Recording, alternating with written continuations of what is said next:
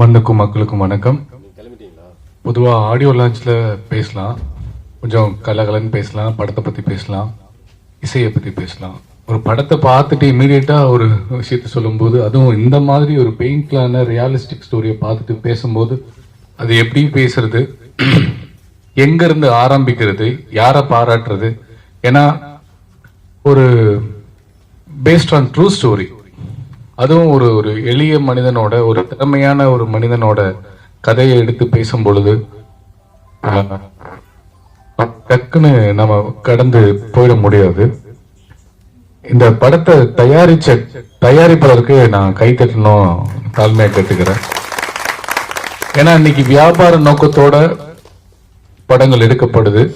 அதை தாண்டி ஆர்ட் ஃபார்முக்கு இம்பார்ட்டன்ஸ் கொடுத்து இந்த மாதிரி இயக்குனர் உதயகுமாருக்கு ஒரு வாடி கைத்தட்டிடலாம். ஆனா தயாரிப்பாளரோட நம்பிக்கையை பன்மடங்கு ப்ரூவ் பண்ணிருக்காரு அவரு. ஸோ உதயகுமார் எனக்கு தெரியும், தர்மதுரை படத்துல உதவி இயக்குனர், இடி முழக்கத்துல அசோசியேட் டைரக்டர், ஒரு திறமையான தம்பி. நான் ட்ரெய்லர் காமிச்ச உடனே தப்பா எடுத்துக்காதீங்க ஹீரோ சார், ஏன்டா எனக்கு ஒரு இந்த வாய்ப்பை கொடுத்துருக்கலாமேன்னு கேட்டேன். ஏன்னா எனக்கு அந்த மாதிரி ஒரு மக்கள் சார்ந்து ஒரு பிரச்சனையை பேசக்கூடிய படங்கள் பண்ணணும்னு எனக்கு ஆசை, பர்சனலா எனக்கு ஆசை. அதனால கேட்டேன். ஆனா சூப்பரா நடிச்சிருந்தீங்க, என்னை விட சூப்பரா நடிச்சிருந்தீங்க, பொருத்தமா இருந்தீங்க. அந்த செந்தில் கேரக்டர் நான் நினைச்சிட்டு இருந்தேன். அந்த அளவுக்கு இந்த படத்துல ஒர்க் பண்ண சார்லி சார் இருக்கட்டும், ஹீரோயின் சரண்யாவா இருக்கட்டும், அண்ட் நண்பர் எல்லாருமே, என் கூட அருவா சண்டை நடிச்சிருக்காரு. அண்ட் அந்த டீ கடைக்காரர் நடிச்ச சூர்யா தானே அவர் பேரு, அருண், அவரு ஒரு உதவி இயக்குனர். எல்லாருமே பிரமாதமா நடிச்சிருக்காங்கன்னா அதுக்கு காரணம் இயக்குனர் மட்டும்தான். ஏன்னா ஒரு இயக்குனர் கிட்டதான் இருக்கு ஒரு படமும் கலைஞர்களையும் நல்ல பேர் வாங்க வைக்கிறதுல. அப்படி பார்க்கும்போது இந்த படம் கண்டிப்பாக ஒரு எல்லாரும் பார்க்க வேண்டிய படம். இது நான் எல்லா படத்துக்கும் சொல்ற மாதிரி சொல்லல. ஒவ்வொரு ஊர்லயும் பாத்துக்கிட்டீங்கன்னா வில்லேஜ் விஞ்ஞானின்னு சொல்லுவாங்க. ஒரு 4-5 பேர் இருப்பான். எப்ப பார்த்தா எவனாவது ஒரு வேலை செஞ்சுட்டே இருப்பான். ஏதாவது ஒரு பொருளுக்கு, அதாவது நம்ம யூஸ் பண்ண தேவையில்லைன்னு தூக்கி போற பொருள் இருந்து அதுல இருந்து ஒரு கண்டுபிடிப்பானுங்க. அந்த அளவுக்கு ஊருக்கு ஒரு 4 வில்லேஜ் விஞ்ஞானி இருப்பாங்க. அந்த மாதிரி இந்த ஒரு உண்மையான சம்பவத்தை எடுத்து அதுக்கு ஒரு கதை காலத்தை உருவாக்கி அழகா கொண்டு வந்த உதயகுமாருக்கு, இந்த தயாரிப்பாளருக்கு, இந்த படத்துல ஒர்க் பண்ண எல்லாருக்கும் மனமார்ந்த வாழ்த்துக்கள். இது ஆகா ஓடிடில இருக்கு, லைன்மேன் ஆகா ஓடிடில இருக்கு, லைன்மேன் ஆகா ஓடிடில இருக்கு. இது தமிழ்ல போடுங்க. சோ கண்டிப்பா இந்த படம் உங்களை பிடிக்கும், என்டர்டைன் பண்ணணும்லாம் நான் சொல்ல மாட்டேன். ஆனா வாழ்க்கையில ஒரு ஜெயிக்கணும்ன்ற ஒரு விஷயத்தை கண்டிப்பா கொண்டு போகணும். கடைசியில அந்த ஒரு ஷாட் உண்மையிலே நான் நினைச்சேன் ஏதாவது ஒரு பாசிட்டிவா கொடுத்துருவானா. எனக்கு தெரியும் இது பேஸ்ட் ஆன் ட்ரூ ஸ்டோரி அப்படின்னு தெரியும். அப்படி இருந்தா நான் கதைக்குள்ள போயிட்டேன். ஜெயிச்சிட மாட்டானா, அவன் பறந்துட மாட்டானா, இவன் கனவு நினைவாயிடாதான்ற அளவுக்கு நான் டிராவல் பண்ணிட்டேன். அதுக்கு காரணம் டைரக்டர் தான். அண்ட் அந்த ஷாட் எனக்கு ரொம்ப பிடிச்சிருந்துச்சு. கடைசியில் அவன் ஏறி அந்த போஸ்ட் மார்க்ல ஏறுவான் பாரு, சொல்லும் போதே எனக்கு புள்ள இருக்குது. என்னைக்கா ஒரு நாள் கனவு நிறைவேறும். அது மாதிரிதான் வாழ்க்கையில நம்ம ஒவ்வொருத்தருமே ஒரு கனவு லட்சியத்துக்கு பின்னாடி ஓடிட்டு இருக்கோம். உங்க லட்சியம், நம்ம லட்சியம் உண்மையா இருந்தா நீங்க உழைச்சீங்கன்னா அந்த லட்சியம் உங்களை தேடி வரும். வாழ்த்துக்கள். இந்த லைன்மேன் எல்லாரும் பாருங்க, ஒரு வாட்டியாவது பாருங்க. நீங்க பாக்குற ஒரு ஸ்ட்ரீமிங் நாளைக்கு ஒரு மிகப்பெரிய ஒரு இயக்குனரையும் மிகப்பெரிய கலைஞர்களையும் உருவாக்க போகுது. இது உண்மை உண்மை உண்மை. நன்றி, வணக்கம். சொல்ல மறந்துட்டேன், முதல்ல கூப்பிட்டதுனால. உதய் உண்மையிலே இந்த படம் ரிலீஸ் ஆகிற அன்னைக்கு இவரோட அப்பா இறந்து போயிட்டாரு, 22ஆம் தேதி. எனக்கு அப்படியே தூக்கி வாரி போட்டுருச்சு. முந்தானத்து வீட்டுல இந்த ட்ரெய்லர் காமிக்கும் போது இடுப்பளவு தண்ணி, ஒரு ஆட்டோ எடுத்துட்டு அதை சொல்லல ஃபர்ஸ்ட். அவன் இதெல்லாம் சொல்லி முடிச்சுட்டு, என்னடா இப்படி ஒரு நல்ல படத்தை நீ ப்ரொமோஷன் பண்ணல, என்ன பண்ணலன்னு கேட்கும்போது அவன் சொல்றான் அந்த மாதிரி அப்பா இறந்துட்டாங்கன்னு. எனக்கு ரொம்ப வேதனை ஆயிடுச்சு. இந்த இதை ஏன் பதிவு பண்ணும் அப்படின்னா, அந்த படத்துல லைன்மேன் படத்துல செந்தில் கேரக்டர் எப்படி போராடுறானோ அது மாதிரி உதவி போராடிட்டே இருக்கான். உண்மையிலே இது இதை ஈஸியா கடந்து போயிட முடியாது. அதான் சொல்றேன், இது ஈஸியா கடந்து, இந்த லைன்மேன் படத்தை ஈஸியா கடந்து போயிட முடியாது. தயவு செய்து நீங்க இப்படி ஒரு கலைஞன், இப்படி ஒரு கலைஞர்களை நீங்க ஒரே ஒரு வாட்டி லைன்மேன் படத்தை ஆஹா ஓடிடில ஒரு வாட்டி பாருங்களேன். கலைக்காக பாருங்களேன், இந்த பசங்களுடைய போராட்டத்துக்காக பாருங்களேன் பிளீஸ். தம்பி சொன்ன மாதிரி எல்லாருமே இங்க இருக்கிற 50 பேர் இருப்பீங்க. உங்களுடைய வாட்ஸ்அப்ல உங்க முக புத்தகத்துல கண்டிப்பா ஒரு 100-500 கான்டாக்ட் இருக்கும். எல்லாருமே இந்த படத்தோட போஸ்டரையும் ட்ரெய்லரையும் இப்பயே ஷேர் பண்ணுங்கன்னு உங்களை தாழ்மையா உங்களை கேட்டுக்கிறேன். நன்றி, வணக்கம். அப்பா கண்டிப்பா கூட இருப்பாரா? Thank you sir. ஃபர்ஸ்ட் நீங்க வந்து சப்போர்ட் பண்ணதுக்கு ரொம்ப தேங்க்ஸ். சுரேஷ் காமாட்சி சாருக்கு ரொம்ப தேங்க்ஸ். ஏன்னா வந்து நாங்கள் இந்த படத்தை ரொம்ப கஷ்டப்பட்டு தான் பண்ணோம். என்ன முடியுமோ அதை செலவு பண்ணி ப்ரெஸ் மீட் பண்ணி எல்லாம் பண்ணி அன்றைக்கி ஒன்று பண்ணிட்டோம். அதுக்கப்புறம் உதய் வந்து இந்த ஷோ போடும்போது போய் கேட்டதுக்கு அவர் நான் எடுத்து பண்ணி தரேன், நீ அந்த ஷோ போட்டு இன்னும் ப்ரொமோட் பண்ணு அப்படின்னு சொன்னார். ஏன்னா இதுக்கு முன்னாடி அவரு கேட்டே வந்து நாங்கள் இந்த படத்தை எடுத்து ரிலீஸ் பண்ணுறதுக்காக போய் பேசியிருந்தோம். அவரோட சில சூழ்நிலைகள் இன்னொரு 3-4 படம் இருக்கிறதுனால அப்போ அவரால் பண்ண முடியல. அதனால நான் வந்து இப்போ சப்போர்ட் பண்ணி இதை பண்ணி தரேன். அவர் தான் இன்றைக்கி இதுக்கு முழுக்க செலவு எல்லாமே பண்ணி அவர் தான் பண்ணியிருக்காரு. அதுக்கு அவருக்கு ரொம்ப தேங்க்ஸ்.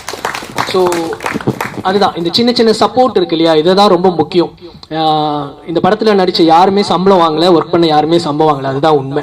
இந்த படத்துக்கு நாங்கள் பண்ண செலவு, படத்துக்கான செலவுகள், போயிட்டு வர செலவு, அந்த எக்ஸாக்ட் செலவு மட்டும்தான். ஸோ யாருமே சம்பளம் வாங்காமல் தான் நடிச்சிருக்காங்க. இந்த டிஓபி ஆகட்டும் சரி, மியூசிக் டைரக்டர் ஆகட்டும் சரி, உதய் ஆகட்டும் சரி, நடித்த நடிகர்கள் ஆகட்டும் சரி, சரண்யா தவிர மிச்சம் எல்லாருமே நியூ கமர். உங்களை தவிர நியூ கமர்ஸ்னு சொல்ல வந்தேன், மற்ற எல்லாருமே நியூ கமர்ஸ். இவங்க எல்லாருமே நியூ கமர்ஸ்.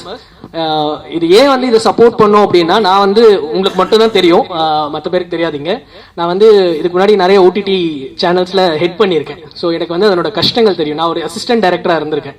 ஸோ டேபிளுக்கு இந்த பக்கம் இருந்து கதை பிச் பண்ணும்போது என்ன கஷ்டன்றது எனக்கு ஓடிடியில் வந்து நான் ஹெட் பண்ணும்போது என்கிட்ட வந்து கதை சொல்கிறவங்க கிட்ட இருந்து நான் பார்த்துருக்கேன். ஸோ அந்த கஷ்டத்தை புரிஞ்சுட்டு நம்ம ஒரு கம்பெனி ஆரம்பிச்சா எல்லாமே நியூ கமர்ஸோட தான் பண்ணணும் அப்படின்னு சொல்லி, இன்ஃபேக்ட் ஓடிடிலேயே நாங்கள் பண்ணும்போது எல்லாமே நியூ கமர்ஸ் தான். சரண்யாக்கு தெரியும், ஆட்டோ சங்கர், அந்த மாதிரி எல்லா விஷயமே நியூ டைரக்டர்ஸ் அப்படி தான் பண்ணணும்னு என்னோட ஆசை. ஸோ அதை பண்ணும்போது ஒரு பாயிண்ட்டுக்கு அப்புறம் அங்கேருந்து சப்போர்ட் வராதப்போ வெளியில் வந்து படம் பண்ணணும்னு ஆரம்பிச்சு முதல் படம் ஒன்று பண்ணோம் சார், புர்கா அப்படின்னு ஒரு படம் பண்ணோம். போன வருஷம் கொஞ்சம் கான்ட்ரவர்சி ஆச்சு, சாருக்குலாம் தெரியும், நிறைய பேர் பேசியிருந்தாங்க அதை பற்றி. ஆனால் அதில் நுணுக்கமான சில விஷயங்கள் யாருமே கவனிக்கலாம். அன்றைக்கி எல்லாருமே வந்து அது ஒரு காஸ்ட் மேலே திணிச்சிட்டோம் அப்படின்னு பார்த்தாங்களே தவிர, இது வரைக்கும் அந்த காஸ்ட்டை பற்றி எல்லாருமே வந்து தீவிரவாதிகள் அப்படிதான் காட்டும்போது நாங்கள் அதில் நடக்கிற ஒரு கஷ்டமை பற்றி பேசணும், அதில் நடக்கிற அந்த விமனோட கஷ்டத்தை பற்றி பேசணும். ஸோ அதில் இருக்க மென் அகேன்ஸ்டாக இருந்தாலும் அன்றைக்கி அந்த விமன் வந்து எங்களுக்கு சப்போர்ட் பண்ணாங்க. ஸோ அந்த மாதிரி நல்ல விஷயங்களை மொத்தமே பண்ணணும் அப்படின்றதான் இந்த மெட்ராஸ் ஸ்டோரிஸோட ஒரு முயற்சியாக நாங்கள் பண்ணணும்னு ஆசைப்பட்டு எடுத்த விஷயம். அப்போ தான் லைன்மேன் வந்து ஒரு 10 days ஷூட் பண்ணி, சரவணன் அவங்களாம் ஃப்ரெண்ட்ஸ் ஆரம்பித்து ஷூட் பண்ணி அது வந்து நிற்குது அப்படின்னு சொல்லி என்கிட்ட வரும்பொழுது மதன் அப்படின்னு இன்னொரு ஃப்ரெண்ட் இருக்கார், அவர் எடுத்துகிட்டு வந்தார்.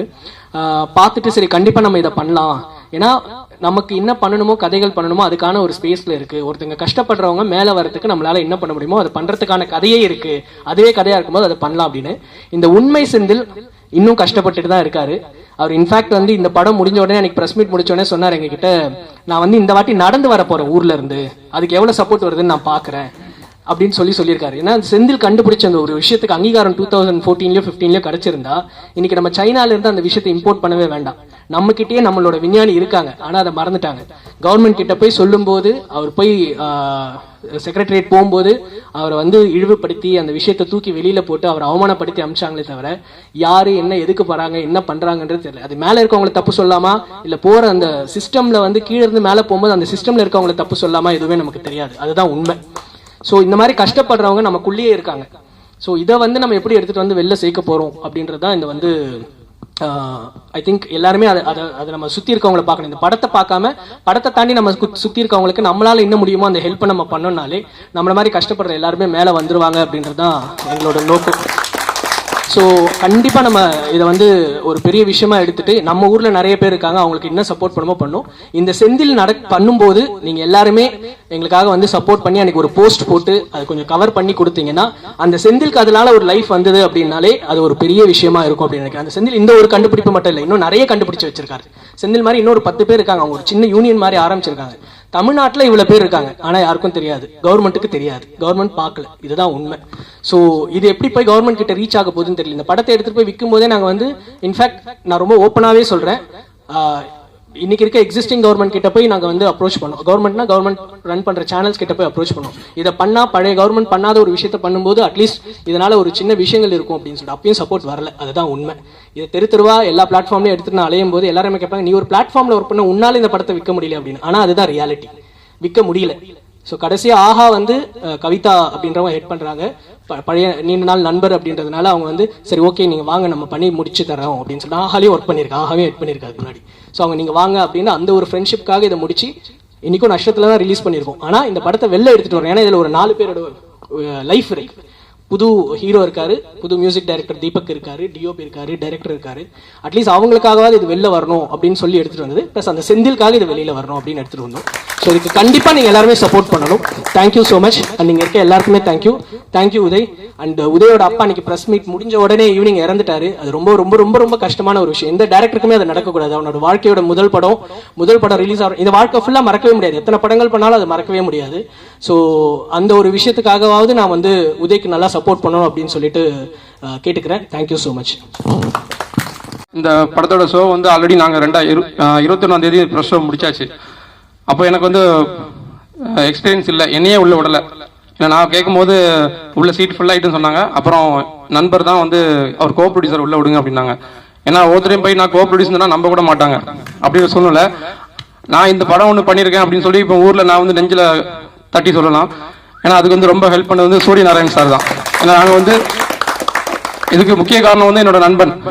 ஏன்னா ஊரில் வந்துட்டு எல்லாருமே கேட்பாங்க, ஒவ்வொரு நாளும் கேட்பாங்க. படம் எடுத்து நாங்கள் 1 வருஷம் ஆனாலும் கூட அதுக்கான வேலைகளை தொடர்ந்து பார்த்துட்டு இருந்தாங்க. ஏன்னா எப்பவுமே சரி, எப்போ பேசினாலும் படத்தை பற்றி மட்டும் தான் பேசுவான். அவனோட உழைப்பு வந்து வீண் போகலை.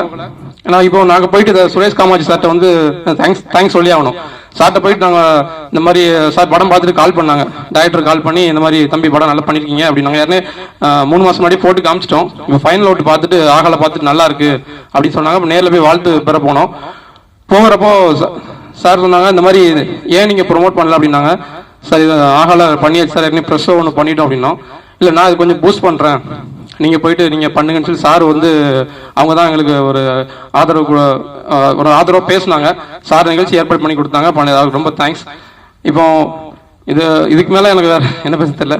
ரொம்ப நன்றி. அப்புறம் என்னோட தமிழ் அவர் நண்பர் தமிழ்ச்செல்வன் இருக்காரு. அவரும் வந்து அவர் படத்தில் வந்துட்டு கருப்பு சட்டை போட்டு நடிச்சதை வந்து சொல்கிறாங்க. ஆனால் அவர் அது உண்மையாக பண்ணார். ஏன்னா தமிழன் தான் அவரும். அவர் அதை ரொம்ப உண்மையாக அந்த கேரக்டரை ஏற்று பண்ணார். ரொம்ப நன்றி. தேங்க்ஸ்.